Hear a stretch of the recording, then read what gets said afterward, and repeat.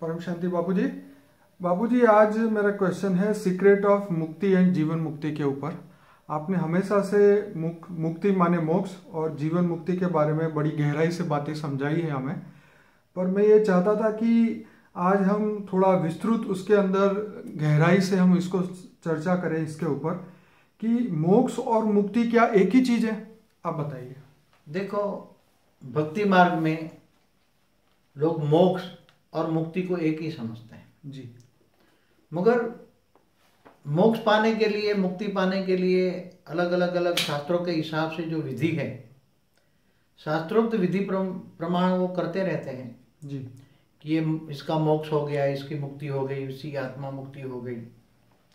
तो मोक्ष जो होता है उनको ही ये भक्ति मार्ग वाले मुक्ति समझ लेते हैं, मगर ज्ञान मार्ग में मुक्ति अलग चीज है। अगर ज्ञान मार्ग में मुक्ति समझा जाए तो किसको कहेंगे मुक्ति? बाबू जी, हम पूछेंगे आपको ज्ञान मार्ग के बारे में। पहले आप ये क्लियर कर दें कि मोक्ष और मुक्ति एक ही चीज है। भक्ति मार्ग में एक ही मानते हैं। अच्छा, भक्ति मार्ग में एक ही चीज है और ज्ञान मार्ग में? ज्ञान मार्ग में मुक्ति अलग है और मोक्ष अलग है। तो आप थोड़ा सा बताइए कैसे।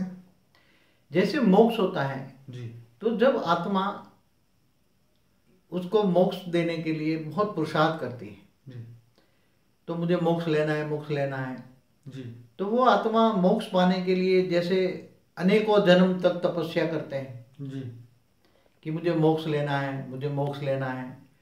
ये लोग मोक्ष को, जो ज्ञानी है, कई लोग ज्ञानी हैं, उसको ब्रह्मलीन भी कहते हैं, मुझे ब्रह्म में लीन होना है। जी, जी, जी, उसको ही मोक्ष कह देते हैं। मगर ब्रह्म में लीन होना तो वो मुक्ति हो गई, समझ में आया ज्ञान के हिसाब से। ओके। तो जब ब्रह्म माने जैसे ब्रह्मांड का निराकार शिव होता है, वो लाइट है जी, परम प्रकाश है वो। जी, जैसे सूर्य का अग्नि तत्व का गोला है, जी, ऐसे वो परम प्रकाश तत्व का गोला है। पर ये ब्रह्मांड का शिव या महाशिव? शिव शिव शिव की बात कर रहा हूँ। ओके, महाशिव तो गैलेक्सी का मालिक है, वो तो बहुत बड़ा परम प्रकाश है। ओके, वो तो ऐसे खरबों शिव का मालिक है। ओके। तो ये शिव, अभी शिव की बात करेंगे, जी, जी, बाकी अभी आगे शिव की बात अभी शिव की, निराकार शिव की बात करते जी, थे बिल्कुल, बिल्कुल। कि वो ब्रह्म को निराकार, जो ब्रह्म ज्ञानी कहते हैं ना, ब्रह्मर्षि अपने आप को समझते हैं, जी, जो ब्रह्म ज्ञानी है, ब्रह्मर्षि हैं, जी, वो मतलब ब्रह्म में लीन होना चाहते हैं। ओके, इसलिए ये लोग, इनको ज्ञान है, ब्रह्म माना लाइट का प्रकाश, ब्रह्म माना लाइट का प्रकाश, परम प्रकाश। परम प्रकाश को ये लोग ब्रह्म कहते हैं, पर ब्रह्म परमेश्वर निराकार को ही कहते हैं, ज्योतिर्लिंग कहते हैं, ज्योति स्वरूप। जी, उनको ज्योति स्वरूप मानते हैं और उनकी उपासना करते हैं और ये समझते हैं कि मैं एक दिन उपासना करते करते करते उस ब्रह्म में लीन हो जाऊंगा, मतलब परम प्रकाश में मेरी आत्मा ब्रह्म में समा जाएगी। जी, ब्रह्म में समा जाएगी तो मेरी आत्मा का अस्तित्व नहीं हो जाएगा, उसी को ये मोक्ष कहते हैं। और ज्ञान में मैं भी उसको मुक्ति समझता हूँ। ओके। तो आत्मा मुक्त हो गई ना। मुक्त माना, मुक्ति का मतलब है कि उसी आत्मा का अस्तित्व ही खत्म हो जाए, उसको मुक्ति कहेंगे। उसका अस्तित्व खत्म न हो जी, तो उसको मुक्ति नहीं कहेंगे। ब्रह्म में लीन हो जाए, जी, परम प्रकाश में समा जाए। जी, जैसे एग्जाम्पल दूं, जो सागर है, जी, सागर के अंदर से एक आत्मा जैसे एक बूंद है, जी, जी, तो ये सागर में वापस एक बूंद डाल दो तो अस्तित्व रहता है उसका? जी नहीं। तो ऐसी तरह जो परम धाम में शिव निराकार, जो परम प्रकाश है, जी, ज्योति स्वरूप है, जी, ज्योतिर्लिंग स्वरूप है, उसकी उपासना करने वाले वो उसको समाने के लिए उपासना करते हैं। कई हजारों साल तपस्या करते हैं। कैसे उपासना करते हैं उसकी एक विधि बता दूं। हाँ, बताइए। क्योंकि देखो, हर कोई की उपासना अलग अलग होती है। ठीक है। कोई निराकार की उपासना करते हैं, कोई साकार की उपासना करते हैं, कोई देवी देवताओं की उपासना करते हैं। हर कोई की उपासना जी, और ध्यान लगाने की विधि अलग अलग है। बाबूजी, बीच में रोकूंगा, क्या देवी देवता भी मुक्ति दे सकते हैं? मोक्ष देवी देवता खुद मुक्ति के लिए पुरुषार्थ करे तब, क्योंकि तीसरे लोक में रहते हैं देवी देवता। ओहो, उसकी आत्मा में शक्ति नहीं है कि वो तीसरे लोक से चौथे लोक में जाए, ओहो, स्वर्ग लोक से महालोक में जाए। ओके। उसकी आत्मा में शक्ति नहीं होती ना, तो वो तो फिर दोबारा थोड़ी शक्ति होती है, तब तक देवता बनते हैं, फिर वो फिर दोबारा मनुष्य बन जाते हैं। तो बाबूजी, जो मुक्ति पाने के लिए देवी देवता की उपासना कर रहे हैं इस धरती पे रह के, उनका क्या होगा?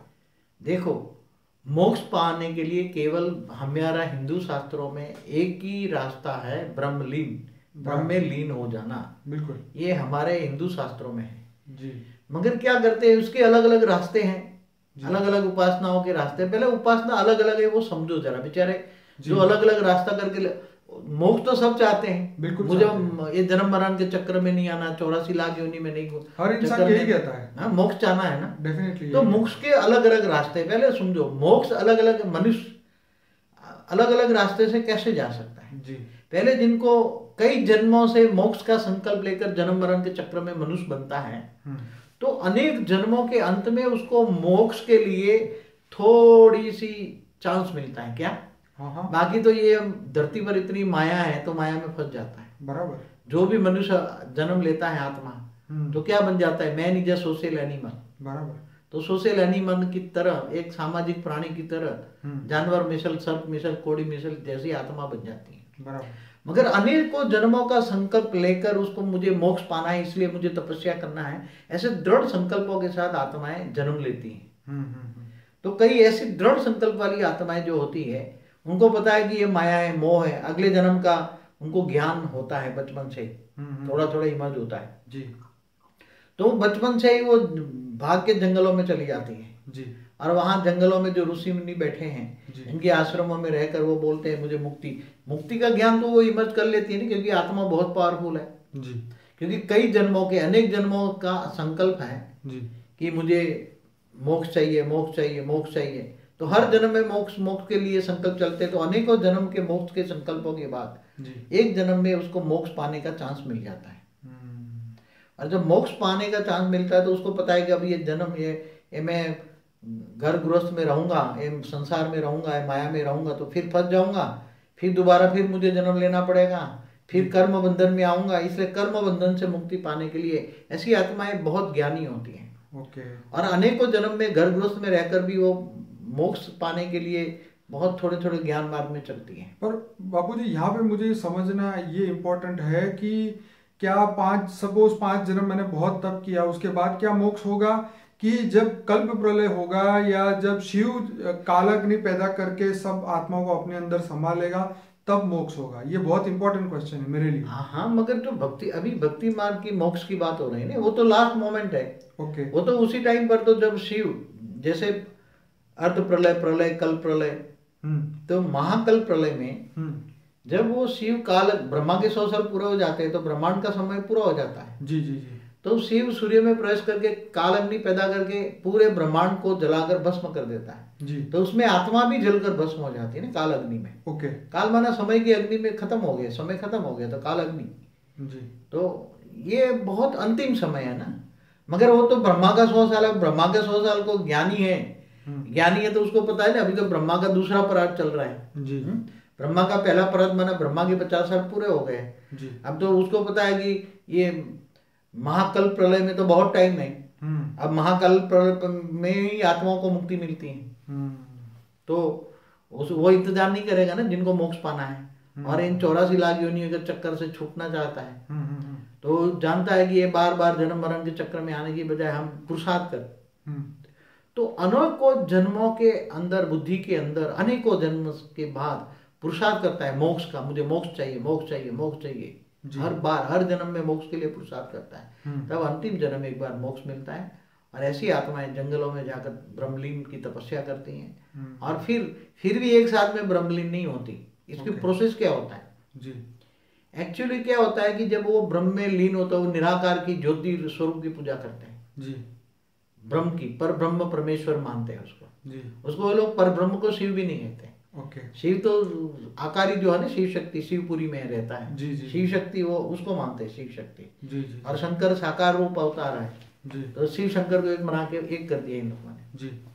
तो ये शंकर की भी उपासना नहीं करते हैं क्योंकि ये ज्ञानी होते हैं ना, वो मानते हैं कि शंकर तो ये शिव का अवतार है, क्या है, साकारी रूप है। बिल्कुल। शिव एक शिवपुरी में जो शिव शक्ति शिवपुरी में रहता है उसका अवतार है शंकर। तो शंकर वास्तव में जो ब्रह्म ज्ञानी है वो शंकर की उपासना नहीं करते, वो तो ब्रह्म की उपासना करते हैं, निराकार की उपासना करते हैं, ज्योति स्वरूप की उपासना करते हैं। और वो परम धाम में जाने के लिए, परम धाम में क्या ज्ञान है, वो परम धाम का ज्ञान लेते हैं। तो बाबूजी यहाँ मेरा ये क्वेश्चन है कि सपोज करो कि आज से 1000 साल पहले अगर किसी साधु संत ने 10,000 साल तप किया है और ब्रह्म में लीन होने के लिए, तो क्या वो समय से पहले उनको मुक्ति मिल सकती है क्या? हाँ मिल सकती है ना, मगर उसकी प्रोसेस समझना पड़ेगा ना। हाँ हर कोई जैसे मोक्ष चाहता है जी। मगर इतना आसान चीज नहीं है ना। पहले तो समझो कि 10,000 के आने को युगांतर तक तपस्या करते हैं जी। तब देखो वो पहले उसको आत्मस्वरूप का ज्ञान होता है कि मैं आत्मा हूँ जी। और मुझे परमात्मा में समा जाना है। ब्रह्म माना परमात्मा, निराकार परमात्मा, निराकार परमात्मा, निराकार शिव, उसमें मुझे परम धाम में जाकर मुझे समा जाना है। ये इसका जीवन का लक्ष्य होता है। ठीक है। और जीवन का लक्ष्य अनेकों जन्मों के बाद जब उसको मिलता है तब वो जाकर पहाड़ों की कंदरा में छिप जाता है, कोई देखे ना सोचे ना, ऐसे बंद करके गुफाओं में तपस्या करते हैं। तो जब ब्रह्म की उपासना करते हैं तो उसके लिए पढ़ाई होती है, वो पढ़ते हैं ब्रह्म की उपासना के लिए। तो ब्रह्म की उपासना करते करते पहले ओम की ध्वनि करते हैं, धीरे धीरे पहले शुरू में ओम की ध्वनि करते हैं। तो ओम की ध्वनि से मूलाधार चक्र से सारी शक्तियां आत्मा में 8वां चक्र में आती हैं। तो 8वां चक्र जब खुलता है तो आत्म स्वरूप की अनुभूति होती है, आत्मा लाइट स्वरूप की अनुभूति होती है। और जब ब्रह्म फिर 8वां आग्नेय चक्र खुलता है तो फिर उससे ऊपर ज्यादा बहुत पुरुषार्थ करता है। फिर ओम की ध्वनि करके जब आत्मा की अनुभूति होती है तो आत्म स्वरूप में स्थित होकर वो निराकार परमात्मा की परम धाम में याद करता है, निराकार ब्रह्म की उपासना करता है। और ब्रह्म की उपासना करते करते फिर उसका क्या होता है कि आत्मा से ऊपर सहस्त्रागार खुल जाता है। और जब सहस्त्रागार खुल जाता है तो उसके पूरे ब्रह्मांड से कनेक्शन जुड़ जाता है। और ब्रह्मांड से कनेक्शन जुड़ने के बाद वो धीरे धीरे धीरे उसका सूक्ष्म स्वरूप बाहर निकलता है, वो 10वां द्वार खुलता है उसका। तो आत्मा 10वां द्वार से सूक्ष्म शरीर बाहर निकाल लेती है। जैसे कहते हैं कुंडलिनी जागृत करते हैं जी जी। तो ये कुंडलिनी जागृत करके सूक्ष्म शरीर बाहर निकालते हैं 10वें द्वार से, जहां यहाँ होता है वो तालवे के ऊपर होता है जी। जब आत्मा फिर सूक्ष्म शरीर में बाहर जाती है, सूक्ष्म शरीर से बाहर ऊपर जाती हैं, दूसरे लोक में जाती हैं, भूलोक से भूलोक में जाती हैं, फिर वहां भी पुरुषार्थ करके तीसरे लोक में जाती हैं, स्वर्ग लोक में। उसको पता है स्वर्ग लोक में फंस जाऊंगा फिर मनुष्य बनूंगा जी, इसलिए स्वर्ग लोक में ऐसी आत्माएं टिकती नहीं है। फिर चौथे महालोक में जाती हैं, फिर और पुरुषार्थ करती है, फिर जनलोक में जाती हैं। तो बाबूजी बीच में फिर से रोकूंगा, क्या मोक्ष मिलने के बाद ये लोक क्रॉस करना तो फिर होगा? मोक्ष कहाँ हुआ है? अभी तो मोक्ष हुआ ही नहीं ना उसका। अच्छा, अभी तो मोक्ष की उसका प्रोसेस चल रहा है। अच्छा, प्रोसेस चल रहा है। ओके, अभी तो मोक्ष के आत्मा प्रोसेस है। ओके। अरे ये भी सूक्ष्म शरीर जो फिर शरीर तो नहीं होगा ना, जब वो ऊपर के लोक में जाएगी तो शरीर खत्म हो जाएगा। बस सूक्ष्म शरीर तो है ना। अच्छा, नहीं, हम यहाँ बात कर रहे थे स्थूल शरीर के साथ में पहले योग करता है, 10वां द्वार खुलता है, उसका सूक्ष्म शरीर निकलता है, जल तो ये स्थूल शरीर वहीं रह जाता है अभी। अच्छा, वो वहीं रहता है जहाँ गुफा में तपस्या करता है ना। हाँ। स्थूल शरीर वहीं, मगर वो इतनी तपस्या करते हैं, खाना पीना छोड़ देते हैं। ठीक है। उसके अंदर एक उपासना के अंदर बहुत विधियां होती है, अलग अलग उपासना की विधि होती है जी। वो खाना पीना छोड़ के हवा पर जीते हैं। क्या जी? हवा पर जीते हैं। तो हवा पर जीने से जी। और वो पहले उपासना की अलग अलग विधियां हैं, कई विधियां हैं शास्त्रों में, हमारे हिंदू शास्त्रों में बहुत विधियां है उपासना की जी। तो ब्रह्म ज्ञानी अलग अलग उपासना करते हैं, तो उसका स्थूल शरीर से उसको खाने पीने की जरूरत नहीं पड़ती। ओके। जैसे हमारे यहाँ भी गुजरात में एक नहीं ब्रह्म प्रहलाद जानी, उसको बचपन से कई सालों से खाना नहीं खाता, तो भी जी रहा है ना मनुष्य की तरह। बिल्कुल। मगर कोई उपासना वो नहीं करता, जी सकता है। आत्मा चाहे तो वायुमंडल से जी, वायुमंडल में ही सब कुछ है, तो वायु से ही जल और खुराक पा सकता है। मगर उसको तो आत्मा की अनुभूति करने के लिए, आत्मस्वरूप की अनुभूति करने के लिए ओम की ध्वनि करता है। ओम की ध्वनि करने से कुंडलिनी जागृत हो जाती है और वो भी बहुत टाइम लगता है, बहुत टाइम लगता है। ऐसा नहीं है कि वो 10-15 दिन है, उसको कम से कम 12 साल का ब्रह्मचर्य हो जी, तब उसकी अंदर की जो मूलाधार चक्र में पड़ी हुई शक्तियां ऊपर उठती हैं, ऊर्ध्वगामी होती हैं और धीरे धीरे 8वां चक्र में आत्मा में आती हैं। तब 12 साल के बाद कई साल तपस्या करती है, तब आत्मस्वरूप की अनुभूति होती है।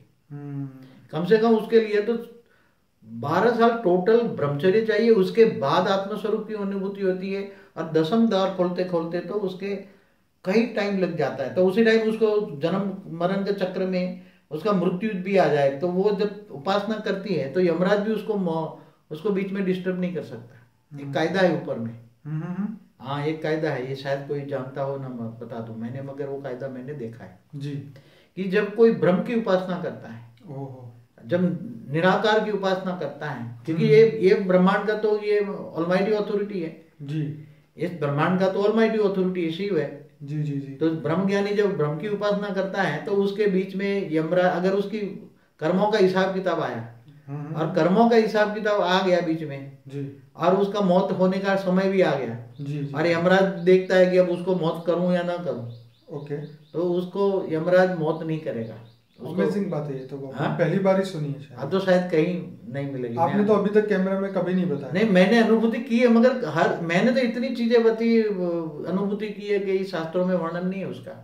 जी, ये तो हम जानते हैं। हाँ। पर ये बात बहुत अमेजिंग है, आप बताइए आगे। क्योंकि देखो एक नियम होता है जी, जब ब्रह्म ज्ञानी जब उपासना करता है तो उसका लक्ष्य ऑलमाइटी अथॉरिटी को पाने का होता है जी, तो उसके बीच में कोई भी इंटरफियर नहीं करता दोनों के बीच में। ओके, एक नियम है, बना हुआ है। ओके, त्याग तपस्या करने वाले अगर कोई उसको तपस्या तोड़ते हैं जी, तो उसका बहुत बड़ा पाप चढ़ता है। जी। इसलिए तो इंद्र भी बार बार वो तपस्या करने वालों को, कोई भी तपस्या करने वालों को बीच में उसका खंडन करता है, तपस्या का खंडन करता है, जी, तो इंद्र को भी श्राप लग जाता है। हम्म, 33 कोटि देवताओं का राजा इंद्र को भी श्राप लग जाता है। जी, इसलिए किसी की भी तपस्या का भंग करने का, किसी को जब इंद्र नहीं कर सकता तो ये तो यमराज है।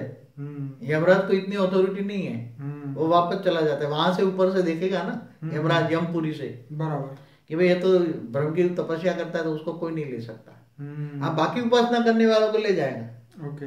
चाहे कहे तुम देवी देवताओं की उपासना करो तो बीच में तुम्हारी आत्मा उठा के पकड़ के ले जाएगा वो, तो शरीर वहीं रह जाएगा। शरीर वहीं रह जाएगा। ओके। इसलिए उसको मृत्युंजय जप करते हैं ना, जी जी, तो उसको भी नहीं कर सकता ना मृत्युंजय जप करना। पर आज तो बाबूजी ऐसा पॉसिबल नहीं है ना। क्यों?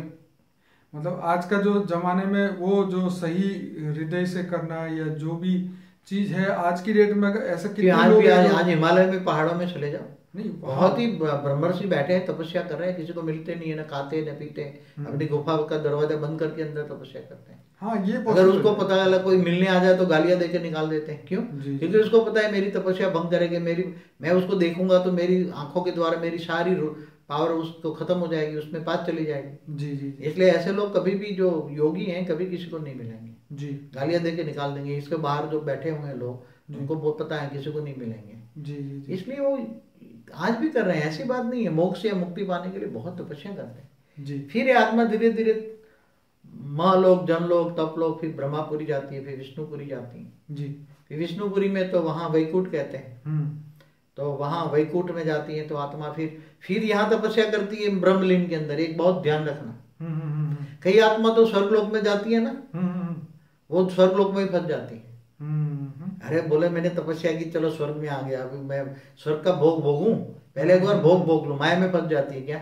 ओके। स्वर्ग जबरदस्त माया है, धरती पर माया तो स्वर्ग में कितनी माया होगी। सही बात है। हाँ, तो वहां स्वर्ग में फंस जाती है ज्यादातर आत्मा। मगर जो उनको ज्ञान पता है कि ये स्वर्ग माया है और मैं फंस जाऊंगा तो फिर बाद में मेरी शक्तियां खत्म होने पर मैं दोबारा मनुष्य बनूंगा, फिर दोबारा पुरुषार्थ करना पड़ेगा, दोबारा तपस्या करनी पड़ेगी। इसलिए वो फंसते नहीं है, स्वर्गलोक को रुकते नहीं, वहां से सीधे स्वर्गलोक से महालोक जाते हैं। फिर वहां भी बड़े बड़े ब्रह्मर्षि महर्षि वो उसको तपस्या सिखाते हैं। ज्यादातर ब्रह्मर्षि और महर्षि एक ही होते हैं। ब्रह्मर्षि को ही महर्षि कहते हैं, महर्षि माना महाऋषि जी। अब ब्रह्मर्षि जो ब्रह्म ज्ञानी है, निराकार को मानते हैं, ज्योति स्वरूप की उपासना करते हैं जी, तो वो है ब्रह्मर्षि जी।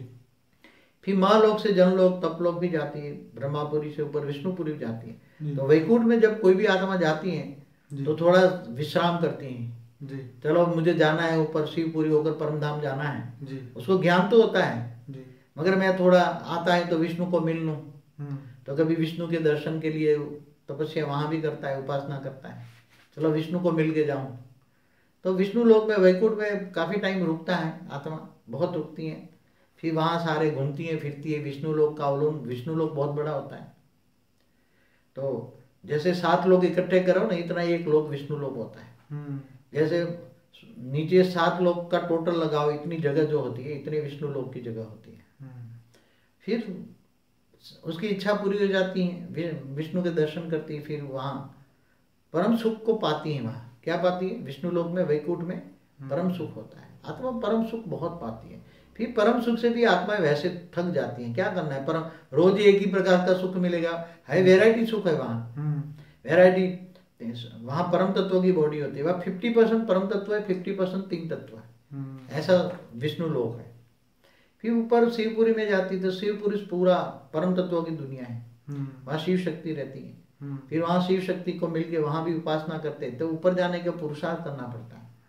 और शिव शक्ति के पास रहकर उपासना मिलके फिर शिव शक्ति को आकारी रूप में वहाँ रहते हैं, तो वहाँ से उपासना करके फिर परम धाम में निराकारी स्वरूप में चला जाता है, निराकार हो जाता है। कैवल्य अवस्था आत्मा की क्या होती है? कैवल्य अवस्था, निराकारी अवस्था। शरीर कोई भी प्रकार का शरीर हो, चाहे स्थूल शरीर हो, चाहे सूक्ष्म शरीर हो, चाहे कारण शरीर हो, चाहे महाकारण शरीर हो, मगर एक शरीर कर्मों का बंधन है जी। जब आत्मा कर्मातीत अवस्था हो जाती है, आत्मा कर्म बंधन से मुक्त हो जाती है, तो निराकार बन जाती है और निराकार परम धाम में एंट्री मिलती है। परम धाम में कोई भी शरीर उसको नहीं होता, आत्मा निराकार हो जाती है। तो इस ब्रह्मांड के परम धाम में पहुंचती है। हाँ, तो इस ब्रह्मांड के परम धाम में शिवपुरी में जाती है, तो शिव वहाँ निराकार रूप में होता है जी। और शिव को परम धाम में वो ब्रह्मलीन अवस्था में उसके अंदर उसकी इच्छा तीव्र गति से होती, तो ब्रह्म में समा जाती कई बार आत्माएं। चलो, पावर एक परम प्रकाश है, तो परम तेज में, परम प्रकाश में वो आत्मा जाके समा जाती है, तो उसका अस्तित्व खत्म हो जाता है, उसको मुक्ति कहते हैं। मगर जब वहां जाती है तो वो परम ज्ञानी हो जाती है, आत्मा निराकारी अवस्था में परम ज्ञानी हो जाती है। ओके। उसको ये ज्ञान हो जाता है कि मेरे पास अब इतना ज्ञान है, मैं शिव समान हो गई, जीव से शिव बन गई। क्या बन गई? जीव से शिव बन गई, शिव समान बन गई। तो उसको ज्ञान होता है कि मैं यहाँ परम धाम से अब महापरम धाम मन महाशिव को प्राप्त कर सकता हूँ। उसको ज्ञान होता है क्योंकि शिव समान बन गई ना, शिवत्व आ गया। शिवत्व आ गया, तो उसकी आत्मा में थोड़ी परम तत्व आ गई। तो परम तत्व आने से शिवत्व को पा लेता है, शिवत्व को पाने से फिर वो महाशिव की ओर जाने की अंदर वृत्ति होती है, उसकी वृत्ति महाशिव को पाने की होती है। तो वहां से फिर धीरे धीरे पावर भर के फिर एक वहां कई निराकारी आत्माओं का ग्रुप होता है परम धाम। और बाबूजी उस समय उसका स्थूल शरीर जो है तो धरती लोक में होगा या नहीं होगा? वो तो खत्म हो जाएगा ना, वहां जो पड़ा है पड़ा रहेगा, और क्या यहाँ तो कोई क्योंकि सड़ जाएगा ना शरीर, तो शरीर तो पड़ा पड़ा सड़ जाएगा, अगर वो गुफा में है तो सड़ जाएगा ना। वो तो ये जाने की प्रोसेस भी बहुत लंबा समय चाहिए, क्या समझते हैं? ब्रह्मापुरी तक जाने के लिए प्रोसेस, विष्णुपुरी में रहे तो ब्रह्मापुरी की 1 सेकंड बराबर धरती पर 1 लाख साल होता है। तो बाबूजी इसका मतलब ये हुआ कि जो वाकई में आज की डेट में हिमालय की गुफा में बैठ के कोई भी तपस्या कर रहा है, इसका मतलब वो वहां तक नहीं पहुंचा।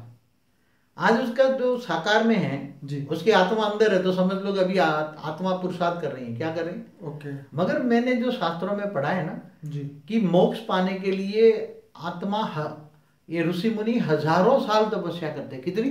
जी बिल्कुल, हजारों साल, कई युगांतर तक। समझ में जी, कई युगांतर, युगांतर तो समझते हैं, 4 युग को एक युगांतर कहते हैं। जी जी जी। और कलयुग 4,32,000 साल का होता है, इससे डबल द्वापर, इससे 3 गुना त्रेता। तो बाबूजी जब युग बीत रहे होंगे तब तो उनको पता चलता होगा कि इतने युग बीते, कि समय का नहीं पता होगा। अरे वो कई युगांतर के बाद हम पूछते हैं, क्योंकि मुझे पता है ना 4 युग पूरा होने पर अर्ध प्रलय होगा जी, प्रलय भी हो जाएगा, तो पहाड़ों की टोच पर जाके तपस्या करते हैं ताकि मनवंतर भी पूरा हो जाए ना। 71 युगांतर होकर एक मनवंतर भी पूरा हो जाए, मनुष्य सृष्टि का टोटल विनाश हो जाए, तो भी उसका विनाश नहीं होगा, क्योंकि वो कई कल्प तपस्या करते हैं। तीनों लोग खत्म हो जाए तब कल प्रलय में उसको पता लग जाता है कि ये कल प्रलय होने वाला है। समझ में आया? तो बाबूजी इसका मतलब ये हुआ कि वो जहाँ पे हिमालय की कोई भी चोटी में बैठे होंगे तो उनके लिए पृथ्वी का इतना हिस्सा तो बच ही जाता होगा। वो तो बहुत ऊंचे बैठते थे, मनवंतर उसको इफेक्ट नहीं करता। मगर जब कल प्रलय का समय आता है ना जी, तब वो उसकी आत्मा को पता लग जाता है अब कल प्रलय का समय आता है। तो ऑटोमेटिक वो आत्मा में इतना सूक्ष्म शरीर निकालने में टाइम तो नहीं लगता, 1-2 युगांतर में सूक्ष्म शरीर तो निकाल के घूमता फिरता रहता है 2-4 युगांतर में जी। फिर युगांतर में भी फिर दूसरे ऊपर जाके पुरुषार्थ करता है, 30 महालोक में जाके पुरुषार्थ करता है। मगर कई ऋषि मुनि युगांतर तक तपस्या करते हैं, कई युगांतर। तो फिर ऊपर चले जाते कई युगांतर। क्यों? क्योंकि अगर कई जन्मों का कर्मों का हिसाब किताब पूरा करना है तो कई जन्मों का हिसाब किताब पूरा करेगा तब आत्मा में पावर आएगी ना। ये तो बात ठीक है। अब आत्मा में पावर आएगी तो उसका कारण शरीर चार्ज होगा जी। अब कारण शरीर चार्ज होगा तो फिर वो कर्मातीत अवस्था आएगी तब सूक्ष्म शरीर निकलेगा ना। पांच तत्व देखो, पांच तत्व, तीन तत्व, परम तत्व, ये सभी का अलग अलग हिसाब किताब होता है। ये देखो गुह्य कर्मों की गुह्य गति का राज सुनो। जैसे पांच तत्वों का कर्मों का हिसाब किताब पूरा हो गया तो आत्मा में इतनी पावर आ गई, आत्मा में पावर आई तपस्या से, तो आत्म स्वरूप की अनुभूति होते है तो सूक्ष्म शरीर बाहर निकल जाता है, दसम द्वार खुल जाता है। तो पांच तत्वों का कर्मों का हिसाब किताब पूरा हो गया उसका। अब मृत्यु लोग ये खत्म हो गया, अब सूक्ष्म लोक में जाएगी। अब दूसरे लोग जाकर तपस्या करेगी तो उसका सूक्ष्म शरीर में वायु तत्व का प्रभाव ज्यादा होता है दूसरे लोक वाली आत्माओं का। फिर वायु तत्व हल्का हो जाता है और आकाश तत्व, तपस्या से आकाश तत्व बढ़ता है। और जब आकाश तत्व, शरीर के अंदर तीन तत्व हैं, आकाश, वायु और अग्नि। जब वायु तत्व का प्रभाव ज्यादा होता है तब ऊपर उड़ नहीं सकती, जा नहीं सकती। और आकाश तत्व तपस्या करती तो आकाश तत्व का प्रभाव ज्यादा बढ़ता है। जब आत्मा नष्टो मोह हो जाती, इच्छा मात्र अविद्या हो जाती तो आकाश तत्व का प्रभाव ज्यादा होता है। और जब आत्मा तत्व का प्रभाव ज्यादा होता है तो वायु तत्व कम होता है, तो ऊपर जाने की शक्ति आत्मा में आती है। और धीरे धीरे ऊपर जब वायु तत्व का प्रभाव छूट जाता है फिर आकाश तत्व, उसकी बॉडी आकाश तत्व की हो जाती है, तो वहां ब्रह्मापुरी पहुंच जाता है। स्पीड बढ़ जाती है फिर धीरे धीरे ऊपर जाने की, तो ब्रह्मा को मिल के जाती है। तो ये सब बहुत लंबी प्रोसेस है, इतना कोई ये समझे कि एक सेकंड में ब्रह्मलीन हो गया है, कोई आसान चीज नहीं है। मगर क्या है कि ये जन्म मरण के चक्र से फिर तीन तत्वों का हिसाब किताब पूरा हो जाए तो फिर विष्णु लोक पहुंचेगा तो वहां परम तत्व का हिसाब किताब रहा है, वो अंदर कारण शरीर का हिसाब किताब है। अब कारण शरीर का हिसाब किताब पूरा करेगा तो महाकारण शरीर में जाएगा, तो महाकारण शरीर माना शिवपुरी। तो शिवपुरी में महाकारण शरीर भी मुक्त करना है। क्या करना है?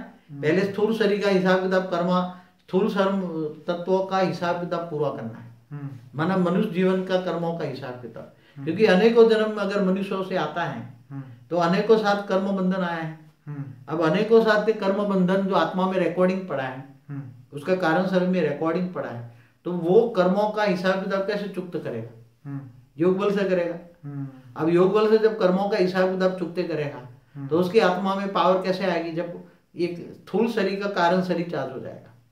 मन स्थूल शरीर का कारण शरीर आकाश शरीर, आकाश तत्व, आकाश तत्व तैयार हो गया तो वो उसके फिर आत्म स्वरूप की अनुभूति होगी, दसम द्वार खुल जाएगा तो सूक्ष्म शरीर आए। अब सूक्ष्म शरीर का कर्मों का बंधन है तो ये दूसरे लोक में गई, भूलोक से भूभुरु लोक में गई, वहां भी तपस्या की तो स्वर्ग लोक में गई। तो जैसे जैसे सूक्ष्म शरीर हल्का हो जाता है फिर अंत में आकाश तत्व का शरीर रहता है। ब्रह्मापुरी में आकाश तत्व ज्यादा होता है तो आकाश तत्व पहुंचती है तो ब्रह्मापुरी में पहुंच जाती, विष्णुपुरी, शिवपुरी, परम धाम ऐसे। मगर जब उसको शिवत्व आ जाता है, शिव बन जाता है जी, तब उसको इच्छा हो जाती है कि मैं महाशिव के पास जाऊं। गैलेक्सी के बीच में महाशिव माना महाब्रह्मांड का मालिक, गैलेक्सी का मालिक। आज ऐसे अरबों ब्रह्मांड, अरबों सोलर सिस्टम माना अरबों ब्रह्मांड, एक सोलर सिस्टम माना एक ब्रह्मांड, ऐसे अरबों ब्रह्मांड एक गैलेक्सी में घूम रहे हैं। तो फिर वो आत्मा धीरे धीरे पुरुषार्थ करके जो महाशिव के बाहर महाविष्णु होता है, महालक्ष्मी, महाविष्णु, फिर महाब्रह्मा, फिर महाइंद्र, तो वो डायरेक्ट नहीं जा सकती मगर वहां महाइंद्र के पास जाती है, वहां भी पुरुषार्थ करना पड़ता है। वो आत्मा इससे बाहर 6 लेयर होते हैं, महाइंद्र के बाहर 6 लेयर होती है। पहले 6 लेयर में एंट्री मिलेगी, फिर वहां पुरुषार्थ करके महाइंद्र की परमिशन से महाब्रह्मा के पास जाएगी, महाब्रह्मा की परमिशन से महाविष्णु के पास जाएगी, और महाविष्णुपुरी होती है, महाविष्णुपुरी, महाविष्णुपुरी से फिर महाशिवपुरी होती है। महाशिवपुरी वहां जाने के बाद महाशक्तियों को मिलता है, महाशिव नहीं मिलता। वहां 16,000 महाशक्तियां होती है, वो पूरी गैलेक्सी को चला रही है, पूरी आकाश गंगा को चला रही है, महाशक्ति होती है। 16,000 चारों राउंड में होती है, वो मिलती है। महाशक्ति माना वो अपनी माँ को मिलता है, क्योंकि फिर उसको आभास होता है कि मैंने बहुत सब कुछ पा लिया, वो और जाने की कोई इच्छा नहीं है। तो फिर महाशक्ति कहती है कि तुम्हें क्या चाहिए, वो चाहिए तो वरदान भी दे दे। वो अगर वो आत्मा चाहती है कि नहीं मुझे ब्रह्मांड बनाना है तो उसकी इतनी पावर भर देती है तो वापस जाके वो ब्रह्मांड सर्जन कर सकता है, वो शिव बन गया। शिव से दोबारा एक पावर इतनी आ जाती है तो वो ब्रह्मांड बना सकता है वो। मगर कई बार होता है नहीं मुझे तो महाशिव महापरम धाम है, महापरम प्रकाश है, उसमें समा जाकर अंदर अपना अस्तित्व खत्म कर देना है, तो उसको मुक्ति चाहिए, तो वहां महामुक्ति कहेंगे उसको। क्या कहेंगे? महाशिव में समा जाना, महाब्रह्म में समा जाना। महाप्रकाश में समा जाना हो तो महामुक्ति हो गई। मगर ज्यादातर फिर वो कई लोग लालच में आ जाते हैं, चलो मुझे ब्रह्मांड रचना है, मैं मुझे पावर दे दो तो ब्रह्मांड रचता है। फिर बोलता है कि महाशिव को रचा हूँ, महाशिव को मिला हूँ, महाशक्ति को मिला हूँ, तो फिर मुझे आगे जाना है परम महाशिव के पास। कई आत्माएं इच्छा रखती हैं, तो ये महाशिव उसका दादा हो गया, शिव उसका बाप हो गया, महाशिव उसका दादा हो गया। अब चलो मैं अपने दादा परदादा को मिलता हूँ। तो उसके पास आत्मा में शक्ति अगर हाई क्वालिटी है, ब्रह्मा ने जब हाई क्वालिटी फरिश्ता सर्जन किया, उसी क्वालिटी की हाई आत्मा है, तो वो यूनिवर्स में जा सकती है परम महाशिव के पास। तो फिर वो ट्रैवल करेगी। तो ऐसी कई आत्माएं एक साथ में ट्रैवल करती है निराकारी अवस्था में। समझो 1000-2000 आत्माएं निराकारी स्वरूप में एक पावर का गोला बनाकर उसमें परम महाशिव के पास जा सकती है, गैलेक्सी के बीच में जा सकती है। मगर वहां बहुत बड़ा संघर्ष है, वहां जाने के लिए बहुत टाइम लगता है और जाते जाते जाते बहुत बेहिसाब समय लग जाता है। इसलिए कर सकती, जा सकती, पहुंच सकती है, ऐसा नहीं है। उसकी प्रकाश, उसकी स्पीड कितनी होती है जाने की? परम प्रकाश की स्पीड होती है। जैसे प्रकाश की स्पीड होती है अंदाजन 3 लाख किलोमीटर पर सेकंड होती है, तो ये परम प्रकाश की स्पीड तो उससे कई गुना स्पीड होती है, मतलब लाखों करोड़ों गुना स्पीड होती है। प्रकाश की गति से परम प्रकाश की स्पीड लाखों करोड़ों गुना स्पीड होती है। इसलिए वो ट्रैवल करती रहती है। मैंने एक वीडियो में बोला है जर्नी ऑफ सोल, उसमें बोला सोल में आपने बताया। हाँ बताया है। तो ये हो गई मुक्ति। और जो आत्मा अजर अमर अविनाशी का उसको होता है तो जीवन मुक्ति हो गई ना। परम धाम में अगर मुक्ति नहीं चाहिए तो जीवन मुक्ति हो गई। महाशिव के महाशक्ति के पास गई तो जीवन मुक्ति है वहां। तो मुक्ति और जीवन मुक्ति का अलग अलग मतलब होता है। जैसे विष्णुपुरी में गई तो ये मुक्ति हो, जीवन मुक्ति हो गई जी। जीवन में होकर अनुभव करना मुक्ति का जी। जैसे वैकुंठ में है तो वहां जीवन में है ना, मगर मुक्त स्वरूप है ना, आत्मा आजाद है ना, कर्म बंधन से आजाद है ना, कर्म बंधन में नहीं है। तो वैकुंठ में जीवन मुक्ति होती है। तो शिवपुरी में भी जीवन मुक्ति है, परमधाम में भी जीवन मुक्ति है, महापरमधाम में भी जीवन मुक्ति है, परम महापरमधाम में भी जीवन मुक्ति है। तो इसको जीवन मुक्ति कहेंगे। तो आत्मा जब लीन में समा जाए, लवलीन अवस्था में ब्रह्मलीन हो जाए तो वो मुक्ति होगी। मगर यहाँ अलग अलग आत्माएं अलग अलग शास्त्रों करती है, हमारा पूर्वजों की मुक्ति कराओ, मुक्ति कराओ। तो नारायण बलि कराती है, नारायण बलि कराती है। नारायण बलि से क्या, नारायण क्या किसी को मुक्ति दे सकता है? मुक्ति तो अंतिम स्वरूप मिलते हैं। इसलिए मगर ये शास्त्रों में अलग अलग है। ये अपने अपने धर्म स्थानों में जाकर अपने पितृतर्पण कराते हैं, मुक्ति के लिए बहुत पुरुषार्थ करते हैं। मगर ये सभी चीजों के लिए बहुत बड़ा पुरुषार्थ चाहिए, बहुत बड़ा त्याग तपस्या चाहिए, अनेक जन्मों का संकल्प का फल मिलता है। मगर ऐसी आत्माएं बहुत कम होती हैं जो इतनी ऊपर जा सकती हैं। बाकी तो जन्म मरण के चक्र में आती रहती है। बाबूजी आपने तो बहुत सारी बातें बता दी जो मैंने अभी पूछी भी नहीं, लेकिन मैंने कुछ क्वेश्चन लिखे थे, अगर आप थोड़ा सा उसके ऊपर बताएं तो ज़्यादा कृपा होगी। जैसे मैंने लिखा है कि क्या जीवन और मृत्यु से ऊपर जाना मुक्ति कहा जाएगा एक नॉर्मल आत्मा की? हाँ। अभी तक जो आपने बात की वो तो बहुत उच्च आत्माओं की बात की, बहुत हाई क्वालिटी आत्माओं की बात है जी। देखो जन्म मरण के चक्र से छूटकर ऊपर जाए, जैसे स्वर्ग लोक में जाए जी। हाँ तो स्वर्ग लोक में जाने के तो कहते हैं ना, वो स्वर्ग लोक गया, क्या गया? स्वर्ग गया। मगर वो आत्मा की तो मुक्ति नहीं होगी ना, वो टेम्पररी, उसको जीवन मुक्ति कहेंगे। जीवन में है मगर वो मोह और माया में फंस गया तो उसको मुक्ति का अनुभव नहीं है। वो तो स्वर्गलोक में तो मोह माया है, ओके, तो माया भी बंधन है। तो उसको जीवन मरण से चक्र से ऊपर कैसे कह सकते हैं? क्या क्वेश्चन है? जीवन मरण के चक्र से ऊपर, हाँ उसको मुक्ति कहेंगे। जैसे जीवन और मृत्यु से ऊपर जाना उसे मुक्ति कहेंगे। देखो जैसे स्वर्गलोक में जाता है तो स्वर्गलोक में वहां मृत्यु नहीं है, मगर आत्मा की पावर खत्म हो जाती है तो आत्मा नीचे आ जाती है। ओके, नीचे आ जाती है मृत्यु लोक में। और फिर यहाँ जन्म मरण के चक्र में आती है। फिर उससे ऊपर जब महालोक में आत्मा जाती है तो वहां जन्म मरण से चक्र से पूरी हो गई।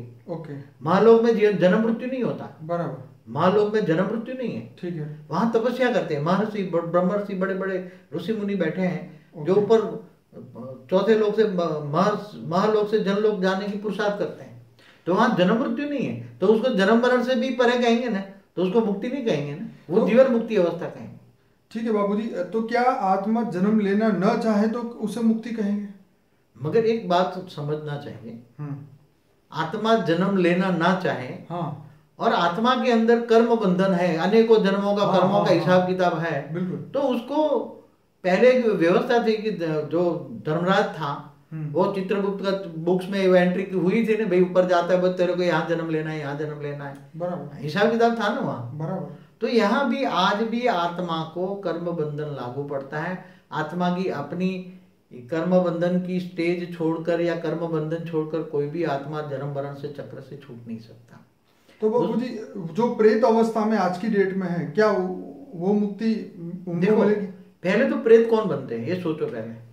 प्रेत की अवस्था क्या है, प्रेत योनि क्या है?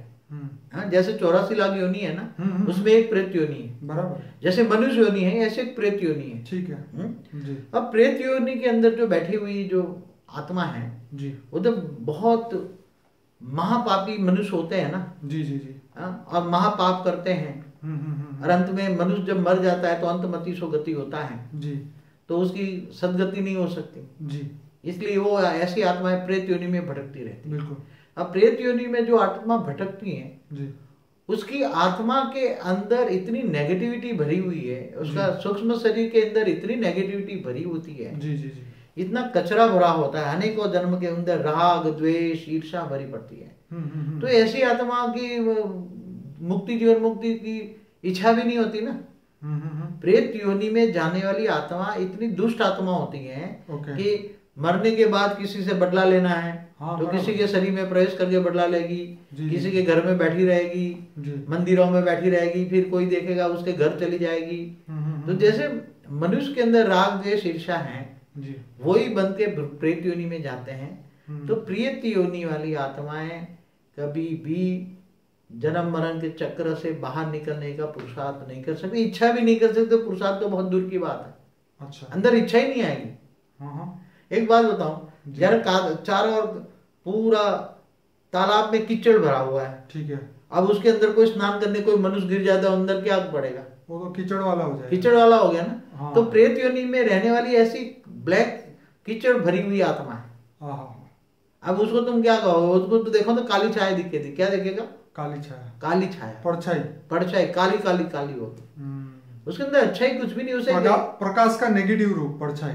हाँ, तो प्रकाश है ही नहीं अंदर, नहीं। हाँ। आत्मा के अंदर प्रकाश ही नहीं है। प्रकाश हो तो व्हाइट दिखेगी ना बॉडी उसकी, बराबर, व्हाइट बॉडी दिखेगी, और व्हाइट हो तो देवता बन जाएगी, ऊपर चली जाएगी, देवता लोक में चली जाएगी, दिव्य लोक में चली जाएगी, तीसरे लोक में चली जाएगी, स्वर्ग लोक में चली जाएगी।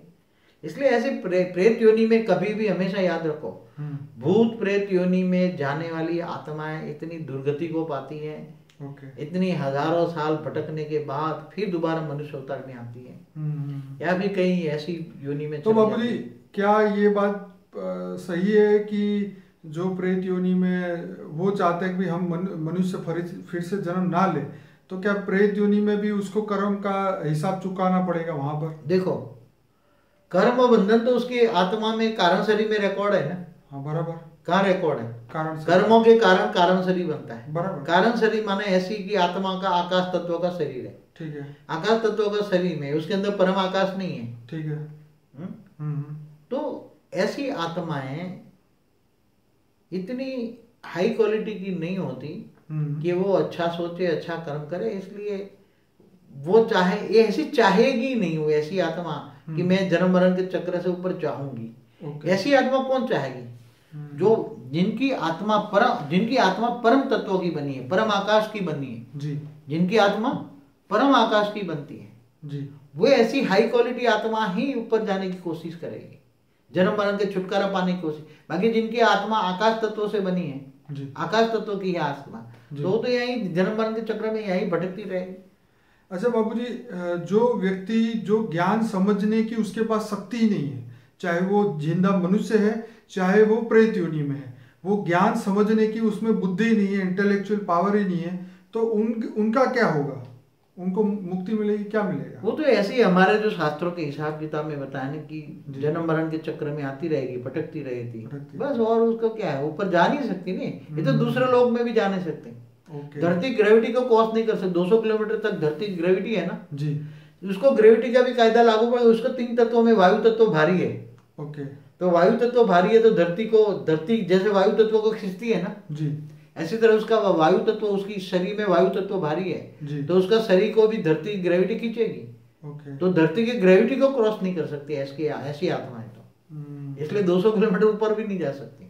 तो बाबूजी ये मुक्ति पाने का तो क्या एक ही रास्ता है, ज्ञान योग, या कोई और भी रास्ता है? देखो, कोई भी चीज आपको पानी है जी। आपको जैसे डॉक्टर इंजीनियर बनना है जी। तो उसके लिए क्या पढ़ाई पढ़ते हो ना? बिल्कुल। कि ऐसे डॉक्टर इंजीनियर बन जाते हैं? नहीं, बिल्कुल। कितने साल पढ़ते हो? बहुत, आधी जिंदगी। आधी जिंदगी पढ़ते हैं डॉक्टर इंजीनियर बनने की, और फिर पढ़ाई बनने के बाद मर गया तो वो डिग्री काम में आएगी? नहीं आएगी। तो ऐसी तरह ये हमारे शास्त्रों में, वेदों में, उपनिषदों में ये पढ़ाई है मुक्ति पाने का। मुक्ति पाने के लिए पढ़ाई है, ब्रह्म ज्ञान है जी। तो ब्रह्म ज्ञान लेना पड़ता है। बिना ज्ञान तो कुछ भी तुम पा नहीं सकते। तो बाबूजी जो नास्तिक है, ज्ञान भक्ति योग कुछ भी नहीं करते, तो उनका क्या? वो भूत प्रेत योनि में? वो तो प्रेत योनि में जाएंगे, भूत प्रेत योनि में भटकते रहेंगे, फिर दोबारा कहीं ना कहीं भटक, फिर जानवर भी बन सकते हैं। ऐसा क्या है, जानवर बनेंगे दूसरी योनि में। हाँ, तो मैं ये भी पूछना चाह रहा था, क्या ये सब प्रेत योनि वाली आत्माएं जीवात्मा बन के जानवर योनि में क्यों नहीं जाएगी ना? ओके। जाती है, इसमें क्या है, 84 लाख योनि में जाती है, वो गलत बात नहीं है। ओके। आत्मा में शक्ति कब बहुत विक्रम पाप करती है, अनेकों जन्म पाप करती है। ओके। तो आत्मा में शक्ति नहीं रहती, उसके संस्कार जैसे कुत्ते जैसे बन गए तो अगले जन्म में कुत्ता बनेगा। ओके। तो जानवर जैसे बन गए तो जानवर बनेगा। संस्कार जैसा होगा, ऐसी आत्मा में जो संस्कार है ऐसी योनि में जाएगी। तो बाबूजी आज तक की डेट में क्या किसी व्यक्ति को मुक्ति, जीवन मुक्ति कुछ मिला है? मिलता है, क्यों जाते हैं, ब्रह्मलीन अवस्था वाली जाते हैं। पूरी प्रोसेस होती रहती है ब्रह्मांड में। क्या? अच्छा, ये चलता ही रहता है? हाँ, हमेशा चलता रहता है। अच्छी आत्माएं ऊपर जाने की कोशिश करती है ओके। और ऊपर से अच्छी आत्माएं भी नीचे आकर जन्म लेकर धरती पर अच्छा पुरुषार्थ करती हैं। ऐसा कुछ नहीं है, निरंतर ये प्रोसेस चलती रहती है। अच्छा। पूरा जो लोग है ना, 7 लोग, जी जी जी, वो भरा पड़ा है। 7 भूपुरु लोग, स्वलोक, महालोक, जनलोक, तपलोक, ब्रह्मापुरी, विष्णुपुरी, शिवपुरी भरा पड़ा है पूरा। और परम धाम में बेहिसाब आत्माएं रहती हैं। ओहो। परम धाम में निराकारी अवस्था में कैवल्य ज्ञानी। ओके। निराकारी अवस्था में पूरा ज्ञान हो जाता है। ज्ञान स्वरूप हम कहते हैं निराकार स्टेज को। तो बहुत भरा पड़ा है, पूरा ब्रह्मांड भरा रहता है, ऐसे कोई जरूर। और दूसरे ब्रह्मांड वाले भी हमारे ब्रह्मांड में आते जाते रहते हैं। ओके। हाँ, जैसे एक घर में दूसरे घर नहीं जाते आप लोग भी। बिल्कुल बिल्कुल। एक ब्रह्मांड एक घर है, शिव का एक घर है, तो दूसरे महाब्रह्मांड से, गैलेक्सियों से आते जाते रहते हैं, यूनिवर्स से भी आते जाते रहते हैं। ये तो बहुत अमेजिंग बात बताई बाबूजी। आज तक तो किसी के मुंह से ये बात तो सुनी ही नहीं जो आप अभी बता रहे हैं। दूसरे ब्रह्मांड वाले भी है, हर कोई के ब्रह्मांड एक शिव का घर है। क्या है? एक ब्रह्मांड माना एक शिव का घर। क्या है? तो ये महाशिव का एक मोहल्ला हो गया। क्या हो? गैलेक्सी क्या हो गई? जी जी। महाशिव का एक मोहल्ला हो गया, एक गांव हो गया। क्या हो गया? और यूनिवर्स क्या हो गया? एक शहर हो गया। और महाशिव का यूनिवर्स एक जी महाशिव का शहर हो गया। जी जी। हाँ, तो उसमें घूमते फिरते रहते हैं। बाबूजी, अगर किसी आत्मा को मुक्ति दिलानी है तो क्या क्या करना होगा? क्या कोई मनुष्य दूसरे मनुष्य को मदद कर सकता है, जैसे योगदान देना? देखो, एक बात बताओ, मनुष्य किसी को भी हेल्प क्या कर सकता है? हाँ, मनुष्य मनुष्य आत्मा की कैपेसिटी क्या है? आप सोचो कभी। खुद जो मनुष्य दूसरों को मदद करना चाहता है जी, मगर वो खुद की हेल्प कर सकता है? जी नहीं, खुद जाता है।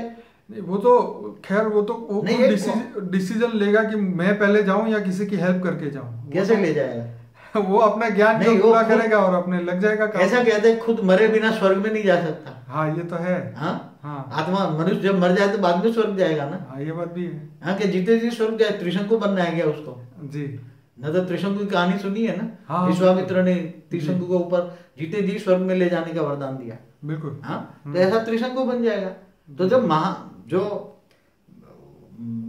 जो विश्वामित्र थे जी, उसको ब्रह्मर्षि पद पाने के लिए बहुत साल, ब्रह्मर्षि पद पाने के लिए जी, मतलब ब्रह्मर्षि पद पाना ये बहुत बड़ी कई युगांतर जन्म मरण के चक्र में आती तब ब्रह्मर्षि पद पाता है। बिल्कुल। हाँ, तो ये जो महाविश्वामित्र थे ना, उसको ब्रह्मर्षि पद कई तपस्या के बाद भी नहीं मिला उसको। हाँ हाँ, क्योंकि ऐसे ही उल्टा पुल्टा काम कर रहा था विश्वामित्र। था तो क्षत्रिय राजा था ना जी, उसकी कहानी पूरी है। तो ये जब ब्रह्मर्षि पद पाने के लिए भी ब्रह्म ऋषि का पद पाना जी, ये भी बहुत बड़ी बात होती है। तो बाबूजी यहाँ वाला मनुष्य, जैसे मेरा मकसद कहने का मतलब ये था कि कोई अगर अपने दादा परदादा कहीं लोक में बैठे हुए हैं, उनको मदद करने के लिए कुछ यहाँ से करना चाहे, धरती लोक से कोई प्रेशर डाल सकता है क्या? ज्यादा से ज्यादा पितृ तर्पण करते हैं। क्या करते हैं? हाँ, ये तो एक सिस्टम है यहाँ पे। नहीं, इसकी समझने की बात है हाँ। कि तुम्हारे पूर्वज पहले चांद पर रहते थे जी, तो रावण सीरियल में भी बताया था और शास्त्रों में भी बताया है, मनुस्मृति में भी लिखा है जी, कि जब उसको पितृओं को भूख लग जाती थी जी, तो ये ब्राह्मणों में प्रवेश करते थे। जी, जी, जी, और बड़े बड़े यज्ञ करते ब्राह्मणों को, फिर वो मांस आदि खिलाते थे। ब्राह्मण भी मांस आदि खाते थे पहले। हाँ, अपने हाँ। वेदों उपनिषदों में लिखा हुआ है। जी, जी, जी, उसको डिनाई को रावण ने उसी चीज को ऑब्जेक्ट किया था जी, जी, कि तुम ये गौ हत्या क्यों करते हो। रावण ने ऑब्जेक्ट किया था जी, क्योंकि उसी में बताया कि जो पितृ ये कहते थे कि जो ऊपर से आने पितृ तर्पण करना है, जी। अगर जो पितृ गौ मांस खाता है तो वो 8 महीना तक उसको भूख नहीं लगती। ये तो बात सही है, मैंने भी कुछ पढ़ा था कि मछली नहीं खाओ है तो वो। 1 साल तक भूख नहीं लगती या हाँ, तो गाय का मांस खाने वाले को ज्यादातर भूख नहीं लगती, हाँ। लंबा समय तक भूख नहीं लगती। हाँ, हाँ, और हाँ, दूसरे जानवर खाने से महीना भूख लगती, 2 महीने भूख लगती, 3 महीने में हाँ, फिर हाँ, वो ब्राह्मणों में प्रवेश कर जाते हैं। अब ब्राह्मण जो खाते थे उसमें आत्मा प्रवेश कर गई, उसके पूर्वज। हाँ, हाँ, तो हाँ, पितृ तर्पण कराते। ये सब लिखा है, मनुस्मृति में भी लिखा है, वेदों उपनिषदों में भी लिखा है। और रावण सीरियल आई थी उसमें भी रावण ने भी अपोज किया था कि ये जानवरों की हत्या न की जाए। आज दुनिया में भी सब बलिदान अपोज कर रहे हैं ना कि भाई ऐसे रावण बकरों का बलिदान या कोई भी अब जानवर कोई का भी बलिदान जानवरों बंद की कर बलि देना देते थे, वो उसने रावण ने अपोज किया था जी, जी, जी। जब छोटा, क्योंकि वो रावण भी उसका बाप भी बहुत बड़ा ऋषि था, ब्रह्मर्षि था वो। और बाबूजी यहाँ हमारी बात थी कि हम क्या योग का पावर किसी को दान में दे सकते हैं, जैसे ज्ञान दान महादान आप कहते हैं, तो योग दान कर सकते हैं? केवल ज्ञान दान कर सकते हैं। ओके, योगदान तुम्हारी आत्मा में ही योग की शक्ति नहीं है ओके, तो तुम्हारा योगदान क्या करोगे? ओके। आजकल क्या एक नई सिस्टम निकले, दूसरों को एक चैनल बना रहे हैं हाँ, हाँ, पावर देने के लिए। वो बीमार है उसको पावर। आजकल यही चलता है व्हाट्सएप के ग्रुप में, भाई ये बीमार है, बाकी के लोग इनको पावर दे सकते थे, ये दे वो दे, पर रियलिटी में क्या होता है वो मगर एक बात बताओ, उससे होता है क्या? मैं एक बात बताऊं, जी, मैंने अपनी एक वीडियो में बताया था ना, वो पावर ट्रांसफर पावर क्या करते हैं उसको, वो जैसे रेकी वाले नहीं पावर देते हैं। हाँ, उसको हीलिंग एक अपनी वीडियो बनी थी पावर, सीक्रेट ऑफ हीलिंग के अंदर बताया आपने। हाँ, तो हीलिंग में क्या एक दूसरे को पावर हील करते हैं ना जी, अरे भाई तेरे अंदर कूड़ा कचरा भरा हुआ है, हीलिंग करने वाले के अंदर ही गुस्सा भरा हुआ है, तो उसके अंदर गुस्सा ट्रांसफर करोगे? ये तो तुम्हारे अंदर है ही क्या? हाँ। तुम्हारे अंदर जो होगा वो तुम ट्रांसफर करोगे ना। बिल्कुल। तो ऊपर से जो बीमार है तुम उसको हीलिंग करने जाओगे तो तुम्हारा कचरा उसके अंदर जाएगा तो और बीमार हो जाएगा। नहीं मरना होगा तो मर जाएगा और क्या। जी, जी, अरे सोचो तुम्हारे पास है क्या तो तुम दोगे, हीलिंग करोगे? मेरे को तो समझ में नहीं आता है। एक सोचने वाली बात है, तुम्हारे पास है क्या? तुम्हारे पास गुस्सा है, हाँ? तुम कामी हो, क्रोधी हो, लोभी हो, मोही हो, अहंकारी हो, और तुम किसी को वाइब्रेशन ट्रांसफर करोगे, तुम्हारे अंदर जो होगा वो दूसरों को पास जाएगा ना। हाँ, ये तो बात ठीक है। हाँ, एक सीधी सी बात है ना। तुम्हारे पास जो होगा वो दोगे ना। तुम्हारे खुद के पास शांति नहीं है, मन की शांति नहीं, तुम दूसरों को क्या शांति दोगे? शांति दान करो। क्या शांति दान करोगे भाई? सही बात। हाँ जी, तुम अंदर गुस्से से लाल पीले हो रहे हो जी, हाँ, जी। इतने महाविकारी हो। बापूजी, तो जब शिव काल अग्नि पैदा करके और आत्मा को अपने रोम रोम में समा देते हैं तो उसको मुक्ति कहेंगे या जीवन मुक्ति वो कहेंगे? जो रोम रोम में समाने वाली बात है ना, जी, वो महाशिव करता है। ओके। महाशिव महाकाल प्रलय में अनंत कोटि शिव नहीं ब्रह्मांड- करेगा ये काम? शिव तो साधारण अग्नि पैदा करता है ओह। सूर्य में प्रेस करके। अच्छा, जो रोम रोम में समाने वाली बात है ना, वो अच्छा, वो महाशिव महाकाल अग्नि पैदा करके हाँ। अनंत कोटि ब्रह्मांडों को अपने रोम रोम में समा लेता है। बराबर। एक ब्रह्मांड उसके रोम में, एक सेल माना एक ब्रह्मांड उसका। महाशिव के जितने सेल है इतने ब्रह्मांड। तो बाबूजी, आपने एक और बात भी बोली थी, जो आत्मा परम तत्व की बनी हुई है, जो ऊपर के पर ब्रह्म में से आपने बताया था डायरेक्ट हाँ, बनी है, हाँ। तो उन आत्माओं को मुक्ति मिलेगी या जीवन मुक्ति?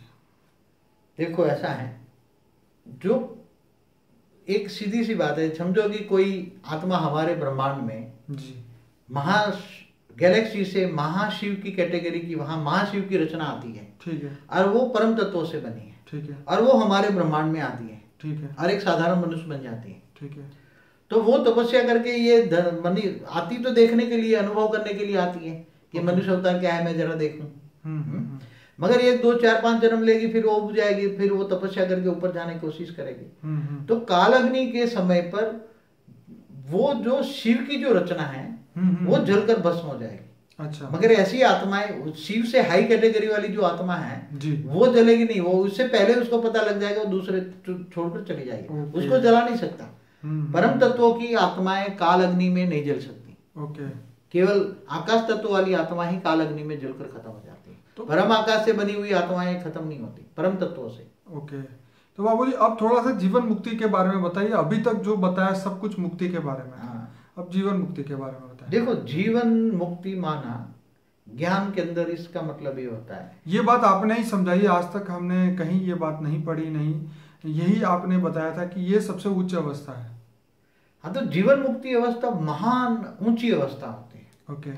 जैसे एक मनुष्य है जी, उसको होता है कि मैं पुरुषार्थ करके जीवन मुक्ति में मुझे जाना है। जी। तो धीरे धीरे मनुष्य अवतार पुरुषार्थ करके ब्रह्म स्वरूप को याद करता है जी, या गीता के भगवान को याद करता है, मगर गीता का भगवान कृष्ण को शरण में जाता है। जी। तो वो गीता का भगवान कौन? जी। जो तुम्हें जीवन मुक्ति अंदर जाना है तो कहाँ जाना है तुम्हें? पहले तो जीवन मुक्ति अवस्था क्या है? जीवन मुक्ति अवस्था माना अमरलोक। क्या? अमर पद। जी। जहां तुम आत्मा मुक्त अवस्था में रहती है। कहाँ? परम धाम। ओके। जहां आत्मा मुक्त अवस्था होती है, अमर लोक। तो आत्माएं मुक्त हो जाती है। आत्माओं के साथ कर्म बंधन कोई नहीं होता। ओके। आत्माओं का जब कर्म बंधन होता है, कर्मातीत अवस्था होता है, तब उसको जीवन मुक्ति की अवस्था कहते हैं। जब कोई भी कर्म बंधन, तब आत्मा परम धाम में चली जाती है। आत्मा कैवल्य अवस्था निराकारी होती है। तो उसको परम धाम में जाना है, तो परम धाम में जाने के लिए कौन से किसकी उपासना करें, ये पहले सोचेगी ना। कि अगर तुम विष्णु की उपासना करो तो विष्णुपुरी में जाओगे, बराबर। मगर विष्णु की पुरी वो परम पद नहीं है, वो तो वैकुंठ है जी। वैकुंठ से भी वापस आत्मा आ सकती है धरती पर। अब शिवपुरी को जाओगे तो शिवपुरी तक जाओगे, मगर डायरेक्ट तो परम पद जाना है। तो गीता का भगवान ने कहा है, तू सर्वधर्म परित्यज्य मामेकम शरणम मम जी। तो ये कृष्ण का भगवान जो है, गीता का भगवान जो है, वो ऑलमाइटी ऑथोरिटी है। उसने बोला, मुझे सूर्य की भांति मेरी परम तत्व की रोशनी है, सूर्य की भांति मुझे याद कर, निराकार परम प्रकाश को याद कर। क्या कर? मैं हूं निराकार परम प्रकाश को याद कर, तो मैं तुझे अंत में तुझे कहाँ ले जाऊंगा? परम धाम में, उच्च पद में ले जाऊंगा। परम धाम में माना जीवन मुक्ति, जहाँ जीवन है मगर कर्म बंधन नहीं है, इसलिए मुक्ति है। कर्म बंधन से मुक्ति, ऐसी आत्मा की स्टेज, उसको जीवन मुक्ति कहते हैं। कोई कर्म बंधन नहीं, निराकारी अवस्था। जब निराकारी अवस्था होता है तब ज्ञान स्वरूपम होती है, दिव्यानंद स्वरूपम होती है, तब आत्मा दिव्य अनुभव करती है, दिव्य स्वरूप का अनुभव करती है। दिव्यानंद स्वरूपम, निजानंद स्वरूपम, परमानंद स्वरूपम, परम आनंद का अनुभव करती है, उसको जीवन मुक्ति कहते हैं। मगर जब जीवन मुक्ति में फिर वो जागती है महापरम धाम में, महाशिव के पास जाती है, तो वहां महाजीवन मुक्ति कहेंगे। क्या कहेंगे जी? इस परम धाम में उसको जीवन मुक्ति कहेंगे, महापरम धाम में जाएगी तो जीवन मुक्ति कहेंगे। आगे यूनिवर्स में जाती है, महापरम शिव के पास, महापरम धाम में, महापरम धाम में जाती है, तो वो परम महाजीवन मुक्ति, महाअमरलोक। परम धाम है अमरलोक, महाअमरलोक, महाब्रह्मांड गैलेक्सी, महाशिव, महाअमरलोक। इससे आगे परम महाअमरलोक, इससे आगे और भी परम परम परम महाअमरलोक है। मल्टीवर्स के ऊपर भी जाओ, मल्टीवर्स जो है उससे ऊपर भी जाओ, जहाँ ऑलमाइटी ऑथोरिटी रहता है, उसके पास जाओगे तो ऊंचते ऊंच परम धाम है वो। तो उसको परमानेंट अमरलोक कहेंगे। क्या? परमानेंट जीवन मुक्ति। क्या? बेहद की जीवन मुक्ति कहेंगे। क्या कहेंगे जी? मुक्ति, महामुक्ति, परम महामुक्ति, परम परम परम महामुक्ति, और अंत में बेहद की जीवन मुक्ति, माना बेहद का अमरलोक। कभी भी जीवन मरण के चक्र में नहीं आएंगे, ऊंचते ऊंच परम धाम में चली जाएगी। तो बाबूजी, ये अवस्था सिर्फ परम तत्व से बनी हुई आत्मा ही प्राप्त कर सकती है, या इस धरती लोक पे बनी हुई, जो इस भूमंडल में बनी हुई आत्मा जो है वो भी प्राप्त कर सकती है? देखो, हमारे यहाँ पहले आत्माओं की कैटेगरी तुम्हें समझनी पड़ेगी जी। हमारे धरती पर वेरियस क्वालिटीज ऑफ आत्मा है। कितनी? जी, वैरायटी। जैसे इस ब्रह्मांड की शिव की रचना है जी, ब्रह्मा द्वारा जो सृजन किया गया ना जी, वो रचना भी है जी। तो वो तो मुश्किल से ही ब्रह्मांड के परम धाम जो जा सकती है। ठीक है। मैंने आगे बताया कि जो गैलेक्सी से आई है, महाशिव की रचना है जी। तो उसके अंदर परम तत्व होता है, वो आत्माएं परम आकाश से बनी हुई होती हैं। बिल्कुल। तो वो महाशिव की उपासना कर तक महाशिव तक जा सकती हैं। जी। दूसरी कई जो यूनिवर्स से भी आए हुए हैं। जी। तो यूनिवर्स से आई हुई उसकी कैटेगरी थोड़ी हाई होती है आत्मा की, तो वो तपस्या करके यूनिवर्स तक जा सकते हैं। इससे और भी हैं कि ग्रेट यूनिवर्स से आए हैं जी। इससे ऊपर ग्रेट यूनिवर्स से भी आए हैं। तो जो जहां से आई है वो वहां जा सकती है और ज्ञान भी उतना ही लेगा। देखो जो आत्मा, जैसे हम बेहद का ब्रह्मांड का ज्ञान दे रहे हैं, ठीक है, हमारे कई है ना कि यूनिवर्स का ज्ञान दिया है, गैलेक्सियों का ज्ञान दिया है, मल्टीवर्स का बताया आपने, और मतलब 2101 का ब्रह्मांड, बेहद का ब्रह्मांड का ज्ञान भी हमने यूट्यूब में डाला हुआ है। जी। तो जो बेहद की आत्मा होगी, कौन सी? बेहद की। बेहद, क्योंकि ऑलमाइटी अथॉरिटी बेहद का ब्रह्मांड का जो मालिक है जी, वो आकर पूरे मल्टीवर्स को चेंज करने के लिए बेहद की आत्माओं की उसने रचना की है जी। और बेहद की आत्माएं ऐसे मैंने बनाया कि ये धरती पर 9,16,000, 1,008 और 108 है जी। तो वो बेहद की आत्मा का ज्ञान, बेहद का ज्ञान सुनेंगी और बेहद के बाप को जानेगी, तो वो ऊंचते ऊंच परमधाम में जाएंगे इनके पास। ओके। बेहद के परमधाम में जाएगी।